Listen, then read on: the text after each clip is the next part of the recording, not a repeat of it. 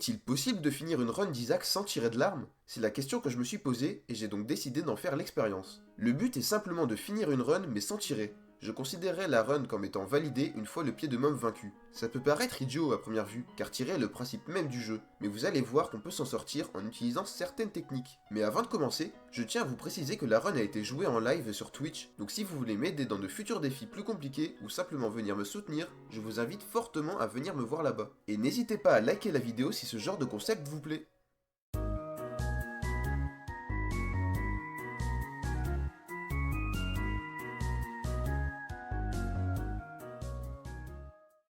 Pour cette première tentative, j'ai voulu utiliser l'anti-softlock implémenté dans le jeu afin de sortir des premières salles. Pour ceux qui ne le savent pas, dans les salles classiques, les portes s'ouvrent après un certain temps au cas où il y a un ennemi qu'on ne puisse pas tuer pour éviter d'être softlock. C'est ce que j'ai essayé d'exploiter lors de ce premier jet. Malheureusement, après plus d'une minute d'attente, les portes sont restées fermées, car il se trouve que cette mécanique s'applique pas si le personnage joué a le vol, et Azazel, le personnage que j'ai choisi, l'a de base. Je choisis donc Isaac pour la deuxième tentative, car elle commence avec une bombe et le D6. La bombe est un excellent consommable pour ce défi, car elle permet d'ouvrir une porte fermée si la bombe est placée à proximité, de tuer certains ennemis ou boss plus simplement, de briser des roches ou des salles secrètes qui permettraient d'accéder à d'autres items. Le D6, quant à lui, permet de reroll un item si celui-ci n'est pas à ma convenance. Mais même sans le vol, il semble que la salle ne s'ouvrira jamais d'elle-même.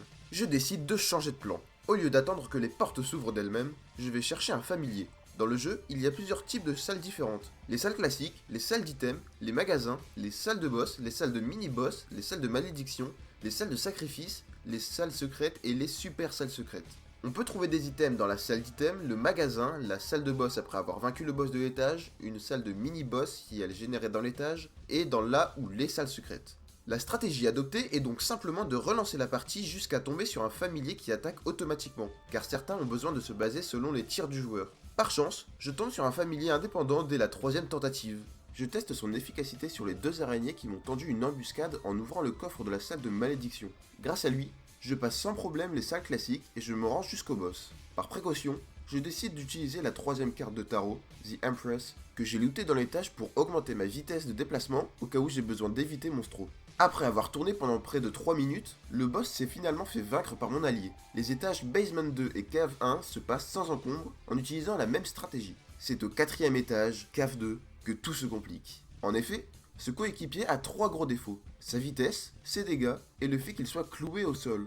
Je suis donc obligé de perdre du temps dans les salles avec un trou car les ennemis sont inaccessibles pour mon familier. Malheureusement, la run prendra fin à cause de ces 3 gobelins. Le problème est qu'ils ont beaucoup trop de vie et qu'ils sont rapides. Si ce n'était que ça pourrait être possible. Mais la vraie difficulté est que, à sa mort, le gobelin se transforme en tas de chair qui revient à la vie s'il n'est pas achevé assez vite. Or, mon familier, une fois le gobelin à terre, décide de changer de cible sans avoir achevé la première. Ils peuvent donc se réanimer à l'infini. J'aurais juste pu les achever ou ouvrir une porte en utilisant une bombe. Mais la run étant mal partie, je décide de me laisser tuer et de recommencer. Dernière tentative. Premier étage, Basement 1. Je récupère l'item Daddy Longlegs, un objet qui ressemble à une boule de soie. Cet objet m'octroie une ombre derrière moi qui se dirige vers l'ennemi le plus proche et lâche un pied venant du ciel pour causer de gros dégâts. Contrairement au familier de la run précédente, Daddy Longlegs fait plus de dégâts et n'est pas collé au sol, ce qui lui permet de passer la plupart des trous.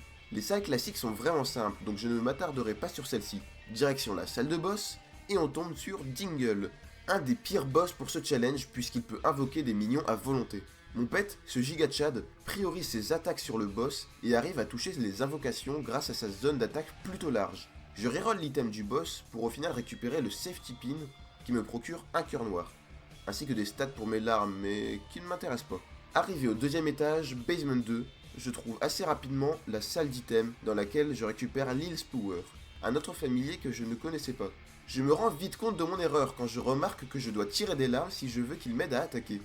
Je perds mon cœur noir face à une mouche à cause de mon inattention, ainsi que mon cœur bleu à cause d'un invocateur de mouche.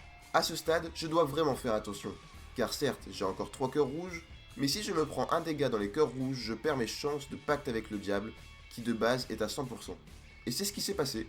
Bon, pas de pacte pour cet étage, mais le boss m'offre l'item snack qui me donne un emplacement de cœur rouge supplémentaire. Troisième étage, Cave 1. Je perds mon cœur bleu sur la route pour la salle d'item où je trouve Finger qui place un doigt autour de moi qui inflige des dégâts dans la direction où mon personnage regarde sans même avoir besoin de tirer. C'est un item qui se révélera assez utile pour attaquer les ennemis hors de portée ou encore détruire les cacas. Je crois Sloth, un mini-boss qui me fait perdre mes chances de pacte avec le diable, encore. Mais au moins, je récupère l'item Bob's Curse qui me donne 5 bombes et toutes mes bombes laisseront du poison après explosion. On est parti pour tuer le boss de cave 1, Pipe. Un boss qui me donne du mal en temps normal, mais n'ayant pas à me concentrer sur mes attaques, je peux simplement esquiver la plupart de ses attaques. Je récupère le Old Bandage qui me met à 5 cœurs désormais. 4ème étage, cave 2. À peine arrivé dans l'étage, je repère mes chances de pacte avec le diable. Si je ne fais pas plus attention, je risque de ne pas pouvoir aller jusqu'au pied de Mom vu mon build actuel. Arrivé devant la salle de boss avec 14 bombes, je décide de chercher la super salle secrète, mais malheureusement, rien d'intéressant. Je réussis à trouver le Glass Eye dans un coffre en or qui m'apporte plus de dégâts et de luck. Je découvre juste après la salle d'item qui me propose l'item téléporte. Mais je ne compte pas prendre d'activable, préférant largement mon D6. Je reroll l'item 2 fois en passant par The Intruder, un item qui tire quelques salves de 4 larmes ralentissantes et qui fait apparaître une araignée quand je me prends un dégât. Puis par Technology, qui remplace mes larmes par des lasers, or je ne compte pas tirer donc je laisse le tout sur place. Étant vraiment mal, je décide d'aller dans la Curse Room, le move du désespoir. Et Masterclass, 3 cœurs noirs et le pacte avec le diable. Et comme si ça n'était pas assez, le diable me propose la Goated pour 1 cœur. Un item qui me garantit 100% de chance de pacte avec le diable ou l'apparition de la salle d'ange. Ici, vu que j'ai déjà accepté un pacte avec le diable, je ne pourrais normalement pas avoir de salle de l'ange. La deuxième offre du diable est le Sacrificial Altar, qui me permet de sacrifier 2 de mes familiers aléatoirement, et pour tous les familiers sacrifiés, j'ai un item de pacte avec le diable offert contre chaque sacrifice. Ici, je n'ai qu'un familier, étant donné que Daddy Longlegs n'est pas compté comme un familier. J'utilise donc le Sacrificial Altar pour enlever Lil's Power, car il n'attaquera pas de lui-même.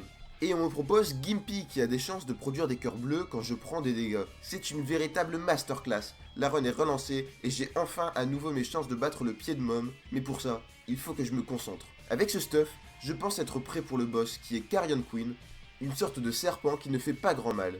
La vraie difficulté est de réussir à atteindre son seul point sensible, à savoir sa queue, mais vu que là c'est mon pet qui fait le travail, j'ai juste à esquiver convenablement et je ressors de ce combat sans égratignure et avec l'item Mom's Coin Spurs, qui me dépose 4 pilules à mes pieds. J'ai eu Tears Up, qui m'augmente ma cadence de tir, donc pas intéressant, 48 Hour Energy, qui me recharge entièrement mon activable et qui drop 1 à 2 batteries, Health Down, qui me fait perdre un emplacement de cœur rouge, et Full Health, qui me remplit tous mes emplacements de cœur rouge vides. 5ème étage, Depth 1. On commence l'étage par le mini-boss, Wraith. Je perds malheureusement un cœur dans la salle de défi. Dans la salle d'item, je récupère Halo of Flies, qui fait orbiter 2 mouches défensives autour de moi. L'inconscient que je suis m'a fait perdre 2 cœurs noirs, mais Gimpy, ce gigachad, me donne un cœur bleu gratuit. Passage en magasin, je récupère The Compass, une boussole qui révèle l'emplacement de la salle de boss. J'ai plus rien à faire dans l'étage, à part me prendre des coups. Donc je cours vers la salle de boss et me retrouve face à Loki qui reste assez embêtant. Il peut soit envoyer du sang en croix 3 fois, soit dans 8 directions en même temps, ou même se téléporter, ce qui lui permet de fuir mon pet. Heureusement, je m'en sors sans aucun coup. Et grâce à Goathead, un pacte avec le diable se présente à moi sous la forme d'une porte noire. On me propose le Dead Cat qui me coûte 2 cœurs mais initialise mes cœurs rouges à 1.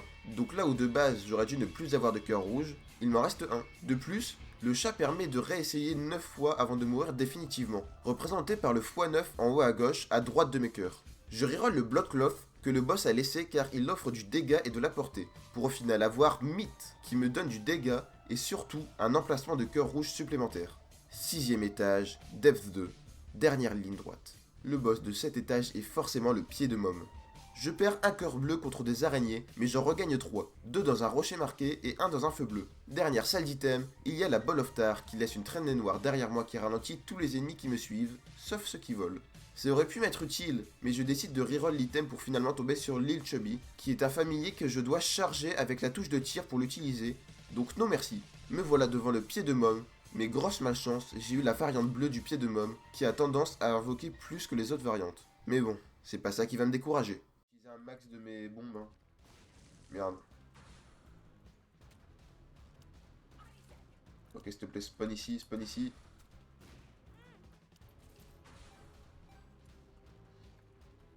Ah, il est... Ok, là, il va spawn, là, il va spawn, là. Oh! Ouais, j'ai réussi à l'avoir, let's go. J'ai réussi à l'avoir, let's go. Ok, Mom va être ultra chiant à battre. Hum, hum, hum.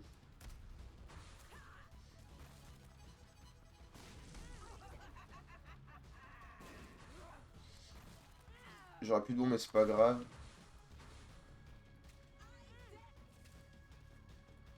Au pire, je reste au milieu, j'attends qu'il spawn en bas et comme ça je tire. Ah bah non, c'est... Bah là, du coup, j'ai perdu mon cœur d'âme en fait parce que je me suis fait toucher dans mes cœurs rouges, mais... c'est... S'il te plaît. Je suis... Allez, je suis au boss, vas-y, on va dire que une fois que c'est fini ça, c'est fini. Oh, oh, oh. Ma dernière bombe qui a touché. Oh, oh, oh, oh. Eh, c'est pesable, c'est pesable. C'est pesable, c'est pesable. Je pointe, vas-y, je te pointe l'œil. Ah, je te montre du doigt, regarde. Oh là là. Oh, cœur. Cœur bleu, merci Gimpy. Je te montre du doigt, je m'en fous, je te montre du doigt. Là, là, là, là, là, là, là. Mais attends, mais il est mort? Ah non, que j'ai cru qu'il était mort le pied, genre.